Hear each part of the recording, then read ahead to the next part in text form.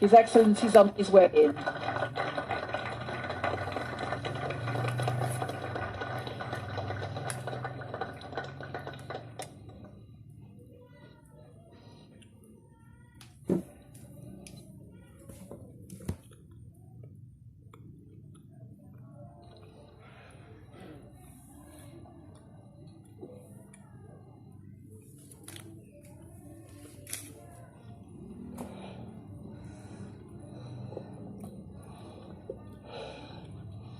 Thank you very much.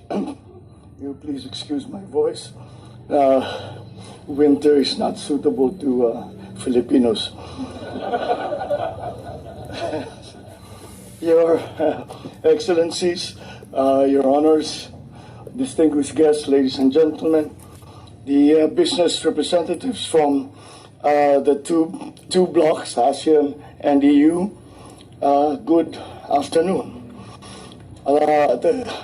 At the outset, allow me to congratulate the EU-Asean Business Council for the success of the 10th ASEAN-EU Business Summit. The whole-day event that we have just held has indeed provided a platform for the much-needed dialogue between EU and ASEAN after the reopening of borders due to the COVID-19 pandemic.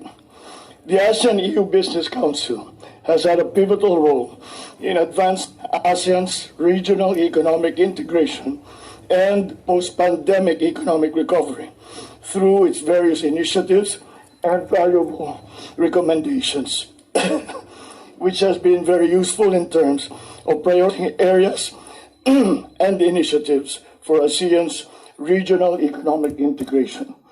ASEAN's regional economic integration has been assisted by this Business Council through the ASEAN and Investment Work Program. We hope to continue this momentum for 23 and forward.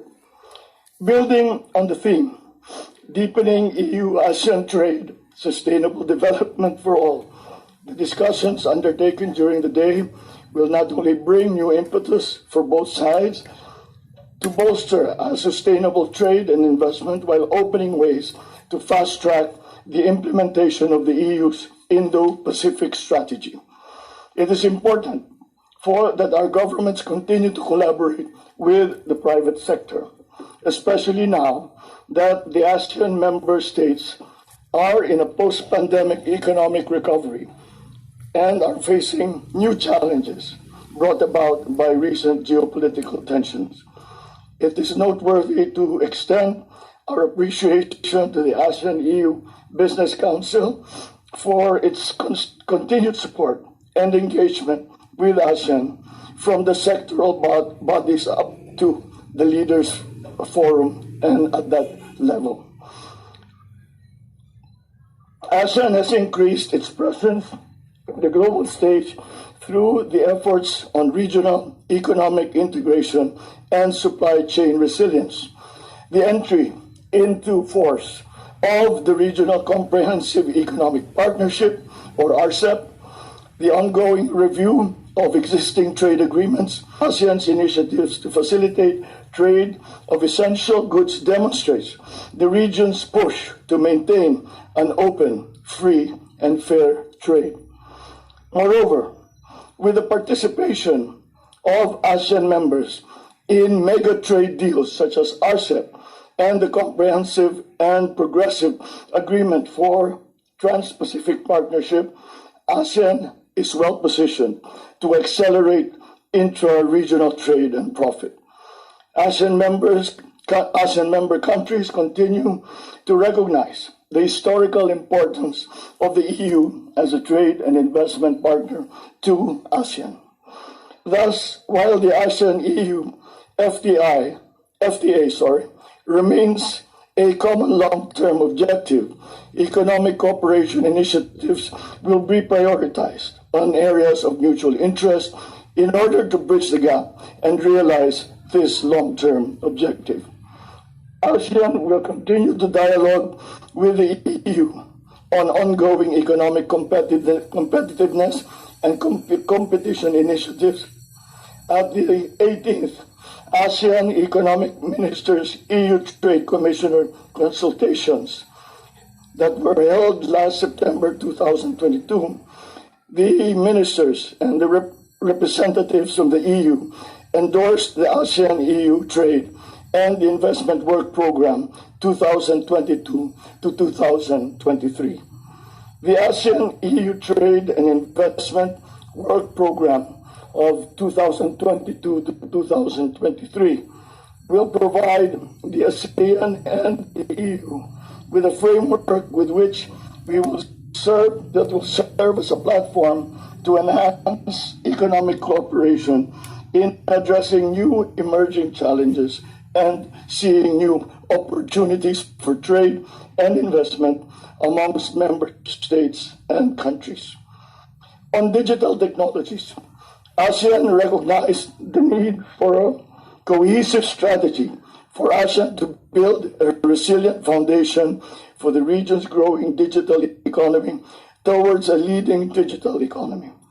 Negotiations are ongoing on the Bandar Seri Begawan Roadmap, which is ASEAN's digital transformation agenda to accelerate ASEAN's economic recovery and digital economy integration. The roadmap lays out the immediate and short to medium term plans that ASEAN can take up to transform the ASEAN region into a leading digital economy. In total, there are 10 measures made up by the 26 action items under the BSBR, which culminates in the commencement of negotiations for the ASEAN Digital Economy Framework Agreement. On circular economy, the ASEAN Economic Council meeting adopted the framework for circular economy in October 21, to provide a structured pathway for ASEAN in transitioning towards a low-carbon circular economy. For the first phase, the CE implementation plan was adopted by the ASEAN Economic Community Council during the 21st meeting on 9 to 10 November 2022 in Phnom Penh. Finally, the ASEAN-EU Joint Ministerial Settlement Statement on Connectivity 2020 was issued by the foreign ministers of ASEAN and EU, as well as a high representative of the Union for Foreign Affairs and Security Policy and Vice President of the European Commission at the 23rd ASEAN-EU Ministerial Meeting last December 2020. The initiative affirms the commitment between ASEAN and the EU to further boost connectivity through the implementation of key strategies, such as the EU Strategy Connecting Europe and Asia and the Master Plan on ASEAN Connectivity 2025, with specific focus on the following areas: sustainable infrastructure, digital innovation, seamless logistics, regulatory excellence, and people mobility.